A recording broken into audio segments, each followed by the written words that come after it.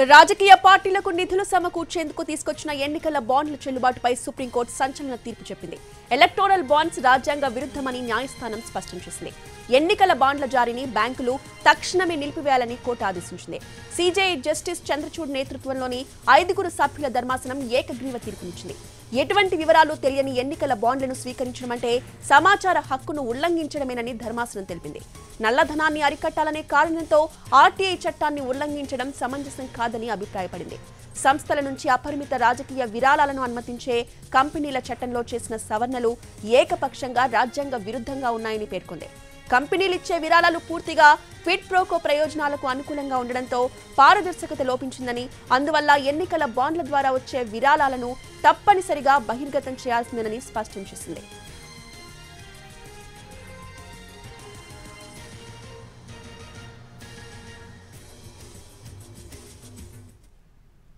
రాజకీయ పార్టీలకు అందే నిధుల్లో పారదర్శకత తీసుకొచ్చే ప్రయత్నాల్లో భాగంగా కేంద్ర ప్రభుత్వం ఈ పథకాన్ని 2018 జనవరి 2న అమల్లోకి తెచ్చింది. ఇక ఈ పథకాన్ని సవాల్ చేస్తూ ఏడీఆర్ కాంగ్రెస్ నేతలు జయా ఠాకూర్, సిపిఎం మరో పిటిషనర్ సుప్రీంకోర్టును ఆశ్రయించారు.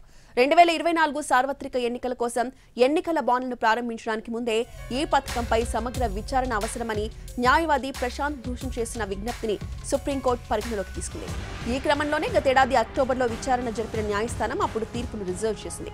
తాజాగా నేడు తీర్పును వెలువరించింది.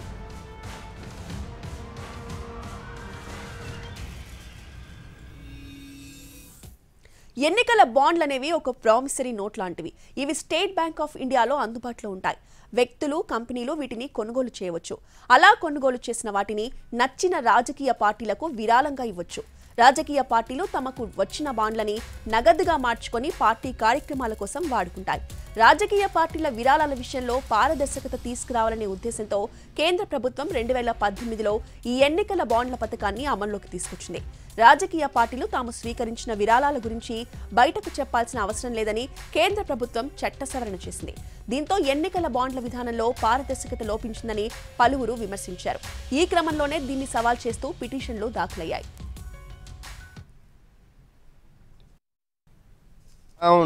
The electoral bond scheme comprehensively struck it down, and all the provisions that were made to bring it into effect in the Income Tax Act, in the Companies Act, etc., everything has been struck down.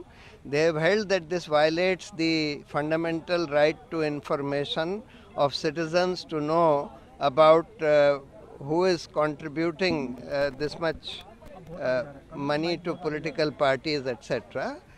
They have also struck down the amendment made which allowed unlimited political contribution being made by companies to political parties. So not only the electoral bond scheme but also the amendment which removed the restrictions on political contributions by companies, which were that you cannot contribute more than 7.5% of your annual profit by way of political contributions. That has also been struck down as violating the level playing field in a democracy. So the petitions filed by us have been comprehensive. రాజకీయ పార్టీలకు నిధులు సమకూర్చేందుకు తీసుకొచ్చిన ఎన్నికల బాండ్ల చెల్లుబాటుపై supreme court సంచలన తీర్పు చెప్పింది. ఇదే అంశంపై పూర్తి అప్డేట్స్ ని మా ప్రతినిధి ఢిల్లీ నుంచి అందిస్తారు రాజు.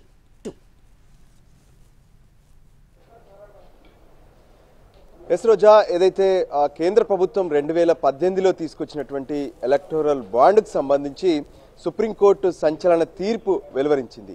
వాస్తవానికి ఏదైతే రాజకీయ పార్టీలకు బ్లాక్ మనీ అందుతుంది, సో ఇదంతా కూడా పారదర్శకంగా తీసుకొచ్చేందుకే ఎలక్టోరల్ బాండ్ అనే ఒక సిస్టాన్ని, అంటే ఆ స్కీమ్ను తీసుకొస్తున్నామని చెప్పి గతంలో కేంద్ర ప్రభుత్వం చెప్పింది. అయితే ఈ విషయం పైన కొన్ని పార్టీలతో పాటు కొన్ని పిల్స్ కూడా సుప్రీంకోర్టులో నమోదయ్యాయి. దాంతో వాటిని విచారణ జరిపినటువంటి సుప్రీంకోర్టు రాజ్యాంగ ధర్మాసనం చీఫ్ జస్టిస్ ఆఫ్ చంద్రచూడ్, దాంతోపాటు మిగతా ఎవరైతే ఇతర జడ్జిలు ఉన్నారో మొత్తం 5గురితో కూడినటువంటి బెంచ్ ఈరోజు సంచలన తీర్పు వెలువరించింది.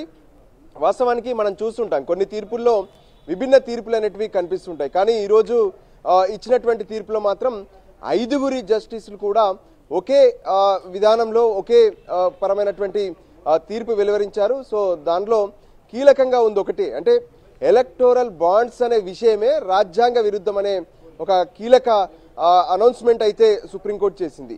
ఇక దాంతోపాటు ఏదైతే ఎలక్టోరల్ బాండ్స్ ఉన్నాయో రాజకీయ పార్టీలకు ఇచ్చేటటువంటి ఈ విరాళం ఏదైతే ఉందో ఈ విధానం అనేది ఖచ్చితంగా క్విడ్ ప్రోకు దారితీస్తుందనే విషయాన్ని కూడా ఈ సందర్భంగా రాజ్యాంగ ధర్మాసనం స్పష్టం చేసింది. దాంతోపాటు పార్టీలకు ఇచ్చినటువంటి ఫండ్ ఎవరిచ్చారు ఏంటి అనేది మాత్రం కొంత సీక్రెట్గా ఉంది. అంటే ఎస్బీఐలో బాండ్స్ కొంటారు, అది పార్టీలకు ఇస్తారు.